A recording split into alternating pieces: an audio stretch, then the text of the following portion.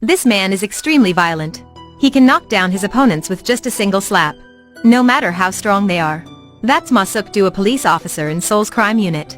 Among the gangsters here, he is known as a fierce policeman. Venomous Snake Gang and Lion Gang are in conflict with each other. Seok-do immediately calls the bosses of these two gangs to come and see him. He asks the two to make peace with each other, to avoid causing trouble for him. They are the two aggressive bosses of two big gangs. But when in front of Seok-do, they're extremely docile. After that, they have to take a souvenir photo together. One day, an incident happened. They encounter three cruel gangsters from China. These three Chinese kidnap a member of the Snake Gang to collect debt. Just said a few words, but the profit increased from 30 to 200 million. If this man can't pay, they'll cut off his hand. To put it bluntly, this way of collecting debts is no different from stealing. The boss of the Snake Gang brings some gangsters to save his subordinate. As soon as he arrives, he makes a threat, but is stabbed to death by Jang Chen, the leader of the three Chinese. After that, the other two immediately rush to stab the boss of the Snake Gang. Seeing that, the other subordinates in the gang are dumbfounded. The gangsters here have never done such a cruel thing. The deputy boss of the Snake Gang is so scared that he lost his soul. The Snake Gang is quickly taken over by the three Chinese. The Snake Gang's deputy boss not only has to pay off all the debt, even his wife is noticed by Jang Chen. He can only quietly stand outside and endure. After that, all stores in the Snake Gang's turf have to pay tax 3 times. If they can't afford it, they will be dismembered. These three newcomers work fiercely and coldly. In order to battle over turf to destroy the Lion Gang, they directly suppress the boss. After that, they go to the karaoke bar of the Huang Gang, then disturb and cut off the manager's hand. Boss Huang gets angry and immediately issues a wanted notice. Right now, the three Chinese are being hunted by the entire Huang Gang. Meanwhile, Seok-do also receives a case that gives him a headache. The first is the discovery of the dismembered corpse of the Snake Gang's boss. Then, the manager of the karaoke bar got his hand cut off. Previously, these gangs were just fighting each other, but they never crossed the line. Now these three newcomers have completely broken the rules, so Seok-do must handle them.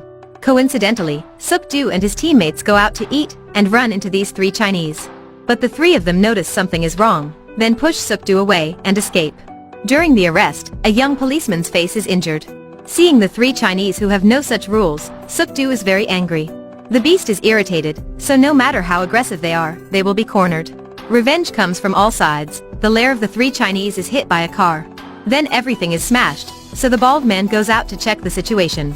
The bald man just arrives, without saying a word. He immediately hits the subordinate in charge of guarding the lair. After going out, the two Chinese are stopped by the Lion Gang and Seok-do.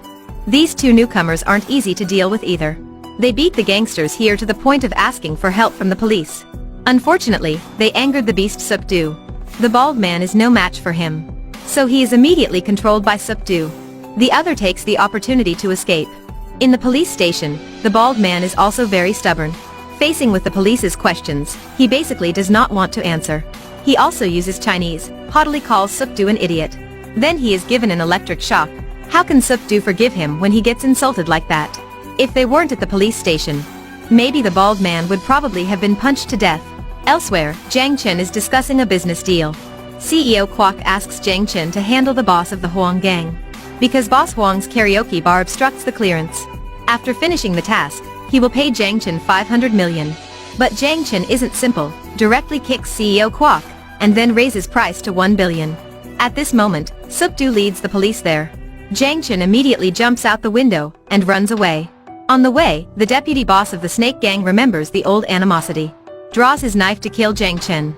But he overestimated himself, then is directly killed by Jang Chen. Turns out boss Huang came and made a deal with the deputy boss before. After all, a man can't stand being robbed of his wife. Then when Jang Chen was meeting CEO Kwok, he called to inform boss Huang of their location. But he didn't expect that he would die so quickly. That night, the bald Chinese man who must be in prison is released now. He happily discusses something with Jang Chen. Turns out that the extradition police had released him, because they need to collect 100 kilograms of drugs. So they offered to cooperate with the bald man. After hearing that, Jang Chen immediately overturns the table. He is sure this is a trap. How can the Chinese police do such a thing? Jang Chen is about to use the axe to punish the bald man. Immediately, the bald man takes out a bag of white powder. Jang Chen tastes it. That's it. But when they make the transaction, Seok-do and the police rush in and catch them all. Everything was planned by Seok-do in advance. But Suk-do finds out Jang Chin isn't here. Turns out he's on his way to deal with Boss Hwang. That's why Suk-do can't catch him. Jang Chin and his subordinates directly defeat all of the Hwang gang. Boss Hwang knows that he is in a great danger, so immediately runs away. Jang Chin catches up and presses Boss Hwang to the ground. Just as Jang Chin is about to kill Boss Hwang, a patrol officer arrives. Jang Chin immediately runs away. Unexpectedly, the policeman who was injured in the face before is also here.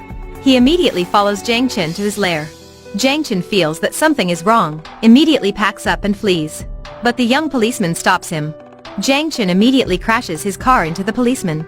Fortunately, Suk-do has come to save the young policeman. Turns out the policeman called Suk-do to inform him. While his subordinate is stopping Suk-do, Jang Chin takes advantage to escape. Now he has nowhere to hide.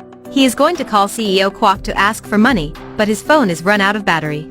Jang Chin runs into a restaurant, uses the telephone inside to call CEO Kwok. While taking notes the address, Jang Chin finds some photos on the table. Turns out the owner of this restaurant provided intelligence to the police. After hanging up the phone, Jang Chin kills the man and his grandson. Jang Chin is now at an impasse, so he doesn't care about the consequences. After a while, Suk-do also passes by, seeing the old man, and the boy lying in a pool of blood.